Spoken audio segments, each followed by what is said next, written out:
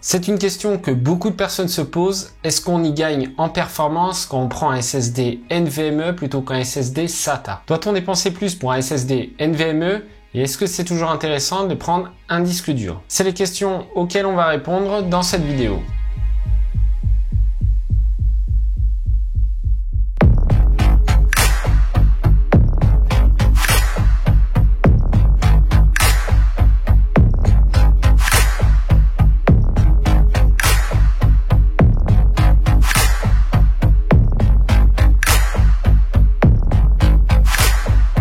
Salut à tous, c'est Flo du LabTech, j'espère que vous allez bien. On se retrouve pour une vidéo comparative entre un SSD NVMe, un SSD SATA et un disque dur. On va donc les comparer sur des benchmarks synthétiques et en conditions réelles. Ça vous permettra d'avoir des valeurs concrètes pour vous faire une idée. Pour ce qui est des tests en conditions réelles, on va tester la vitesse de chargement dans différents jeux, entre le SSD NVMe, le SSD SATA et le disque dur. Comme d'habitude, si la vidéo vous plaît, n'hésitez pas à mettre un pouce bleu, ça fait toujours plaisir. Et si le contenu de ma chaîne vous intéresse, alors n'hésitez pas à vous abonner sans oublier d'activer la cloche. N'hésitez pas non plus à nous suivre sur nos réseaux sociaux.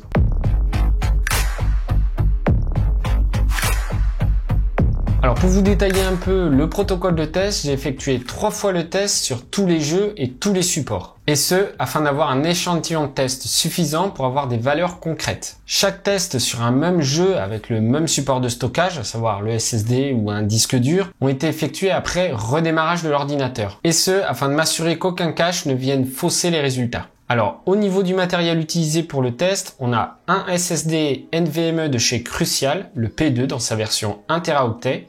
Pour le SSD SATA, j'ai utilisé un SSD Samsung 860 EVO de 500 Go.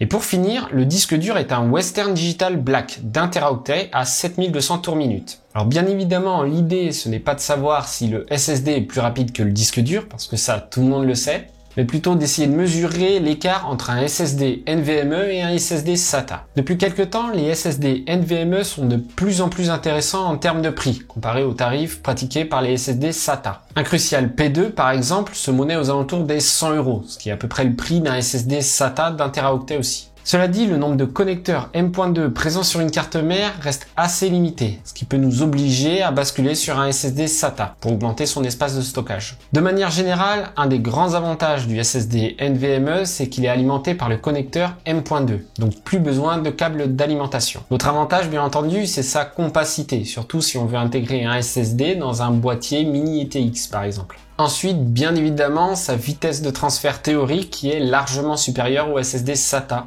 Alors du côté des inconvénients, on a le prix, surtout pour les SSD NVMe haute performance, notamment ceux de chez Samsung qui sont extrêmement chers. Je serais d'ailleurs curieux d'en tester un, histoire de le comparer avec le Crucial P2 par exemple, et voir s'il vaut vraiment son prix. Mais ça sera probablement le sujet d'une autre vidéo. Dernier inconvénient, c'est qu'il a tendance à chauffer. Alors heureusement, la plupart des cartes mères fournissent un dissipateur thermique pour les SSD M.2, il faut quand même garder ce point en tête. Au niveau des SSD SATA, un des avantages qui est de moins en moins valable, c'est son prix. En effet, les SSD SATA, il y a encore pas si longtemps que ça, étaient vraiment moins chers que les SSD NVMe. Mais avec des références telles que le Crucial P2 et le Western Digital Blue, il est vrai que les SSD NVMe commencent à devenir très compétitifs en termes de prix. Autre avantage, c'est qu'on n'a pas à se soucier de la dissipation thermique, puisqu'elle est déjà intégrée dans le boîtier 2,5 pouces. Et un des derniers avantages qui n'est plus tant que ça intéressant, c'est sa compatibilité. En effet, toutes les cartes mères ont de nombreux ports SATA. Et ça vaut aussi pour les anciennes cartes mères qui, elles, n'avaient pas de port M.2. Pour finir, du côté des disques durs, leur unique avantage, au final, c'est le prix. En effet, pour le prix d'un SSD d'1 Tera, donc aux alentours des 100 €,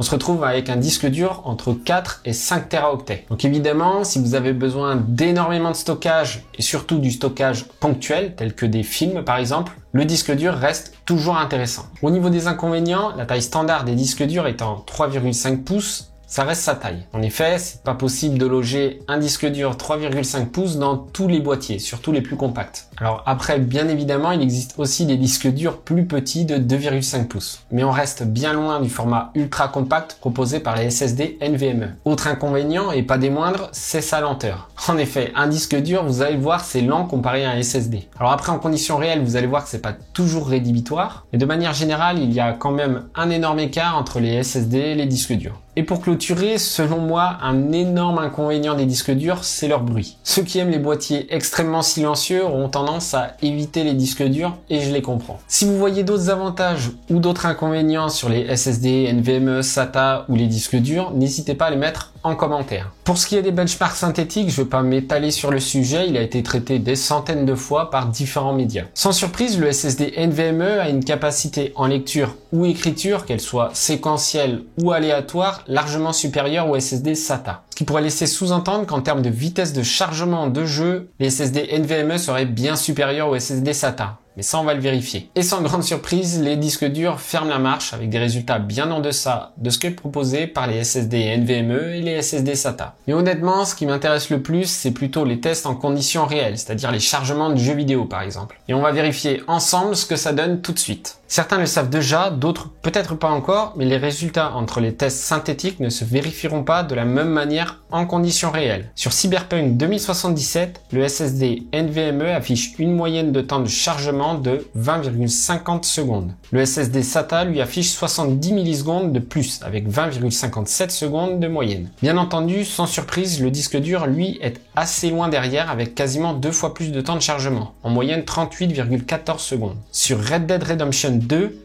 même constat. Le SSD NVMe est légèrement plus rapide que le SSD SATA, avec 36,90 secondes contre 37,95 secondes, soit une petite seconde d'écart entre les deux SSD. Le disque dur, lui, est à 66,91 secondes. Sur Assassin's Creed Odyssey, le SSD NVMe affiche 19,96 secondes en moyenne, contre 23,69 pour le SSD SATA. C'est la première fois qu'on observe un écart aussi important entre les deux SSD, même s'il est question que d'une poignée de secondes. Le disque dur affiche un résultat tout aussi étonnant, car cette fois-ci, il est 3,5 fois plus lent que les SSD. C'est peut-être parce que le jeu est découpé en plus grand nombre de fichiers. Sur The Division 2, le SSD NVMe affiche 75 secondes, contre 78,30 secondes pour le SSD SATA. Des résultats relativement décevants.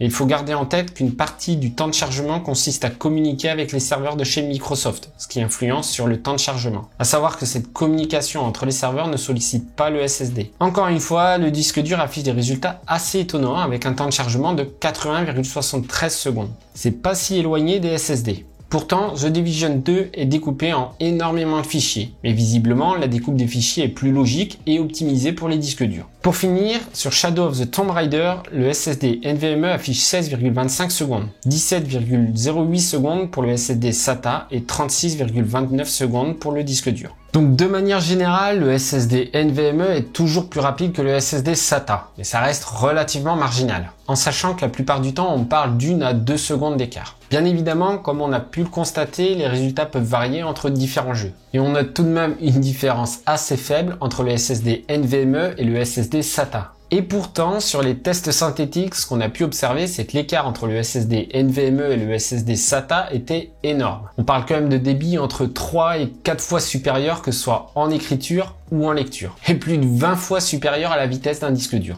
Alors bien évidemment, je ne dis pas que les SSD NVMe ne tiennent pas leurs promesses, c'est juste que ça va énormément dépendre des conditions d'utilisation. Avant de clôturer cette vidéo, pour ceux qui se posent la question, si vous avez un port M.2 sur votre carte mère, n'hésitez pas à acheter un SSD NVMe. C'est pour moi la simplicité. Je ne parle même pas des performances puisque dans le cas d'usage du jeu vidéo par exemple, l'écart est relativement minime. Mais rien que pour sa compacité et le fait qu'il n'y ait pas besoin de câble additionnel, ça fait pour moi toute la différence. Sans compter que sur certains modèles, les tarifs sont extrêmement proches. Je vous mets d'ailleurs en description des liens vers des références de différents modèles. Pour ce qui est du disque dur, de manière générale, je dirais que si c'est possible pour vous, évitez d'en avoir un. En effet, à part si vous avez besoin d'énormément d'espace de stockage, le SSD reste vachement plus intéressant. D'ailleurs, si vous avez besoin d'énormément de stockage pour des fichiers ponctuels, tels que des films par exemple, je vous conseillerais d'acheter carrément un disque dur externe. Comme ça, vous pouvez le brancher quand vous voulez, il est transportable,